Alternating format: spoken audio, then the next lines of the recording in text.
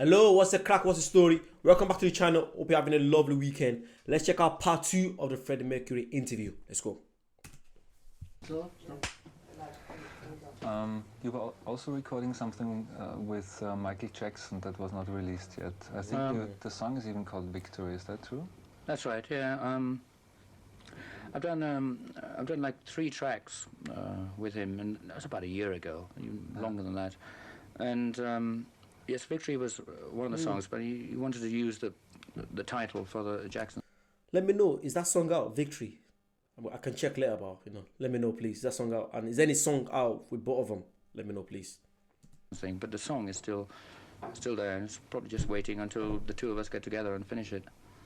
You haven't finished it yet? No, I mean, it's just because he has commitments, I have commitments, and it's very difficult. I mean, he's on tour, I'm going on tour, and you've got to sort of, it's very, very difficult when two different,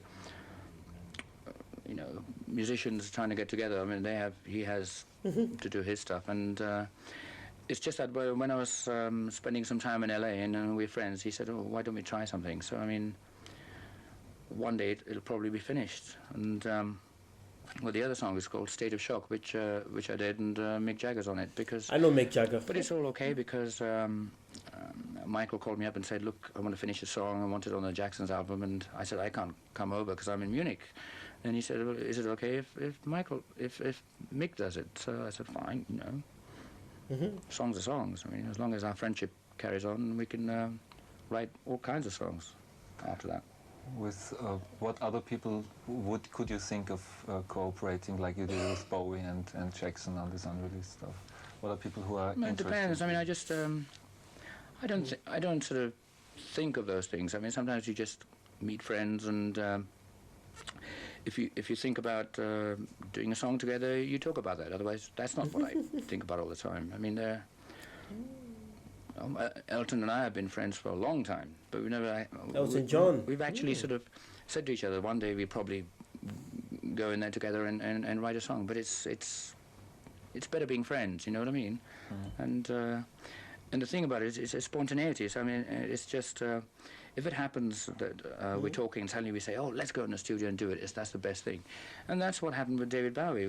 He was just around. We were having dinner for a couple of days, and we were recording in the studio, and he just said, "Oh, maybe I'll come in and just see what happens." So it wasn't planned. If it is planned, then it's boring. Yeah, true. I feel like that's the best ones because they're actually doing it because they want to do it. Do you know what I mean? It's not planned. That's really nice. I like what you're saying about that. That makes sense.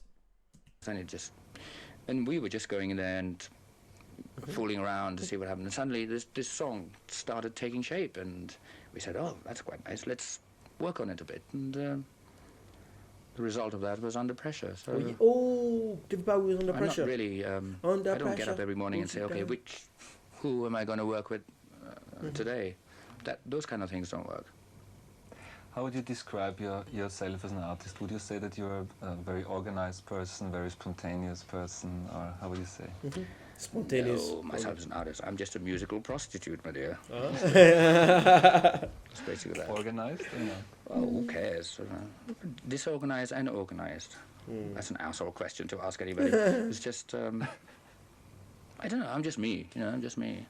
I'm very disorganized at times, I'm organized at times, and I'm just me. What emotions do you have when you see old stuff, for example, like you mentioned before, with long hair and black fingernails? Oh, when I see myself? When you see yourself. Oh dear, I want to tear them all up. I just think, I actually laugh at myself. But I know that it was something that you had to do. I think someone like Boy George, in about 5 or 10 years' time, is going to look and say, "Oh my God, did I really look like that?" I don't think Boy George changed, did he? But he knows that it was relevant at the time, and it was right. And I think I don't regret any of the things I did. It's just that I laugh. I mean, what did you look like 10 years ago? Horrible, yeah. Do you look at your pictures? And Yes. oh, there you are then. Yeah. So I mean, I just think, and it's a process of growing up, it's experience, and No one's perfect. I just think at this point in time, I think if I had long hair and fingernails and wearing the things, I would look ridiculous. I mean, I looked ridiculous then, but it worked. But it was all right then. So it's just growing up and gaining experience. If you look at all members of the band, I know it's a it's a difficult question, but what do you think every single member does contribute to the special chemistry that's Queen in the end? What do I think what they give? Well, it's hard to sort of pinpoint those things, because I mean, we certainly have it's an ingredient between the four of us, otherwise it wouldn't have worked. Yeah, I think they all definitely bring something to the table. Do you know what I mean? And the fact that they all write together, so literally everyone, actually know how to write good songs as well, which is so good. Because imagine they're relying on one person or two people. That there wouldn't be a balance. You know what I mean? There'd be jealousy and all that. And I think he spoke about that in part one as well.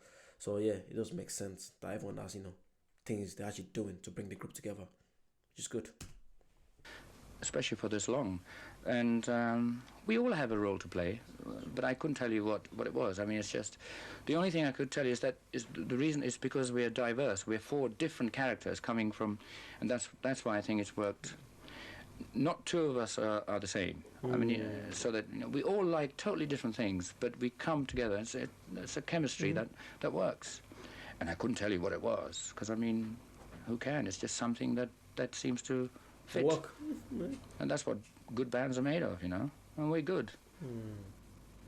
Okay, thank you very much. That was perfect.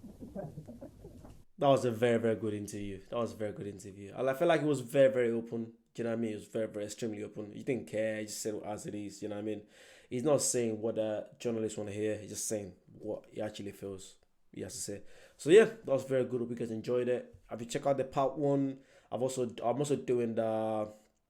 It's not Days of Our Life. That's the Bee Gees. No, Days of Our Life. And that's the Queen. This is why I came in as Bee Gees. I do like different parts. So I've done like 7 or 8 parts. Check that out as well. I've done loads of Queen songs. I've done about 40 Queen songs. Check that out. Don't be shy. Leave a comment. Let me know what you want to see next. And I'll definitely do it. And I'll see you guys on the next one. Bye bye.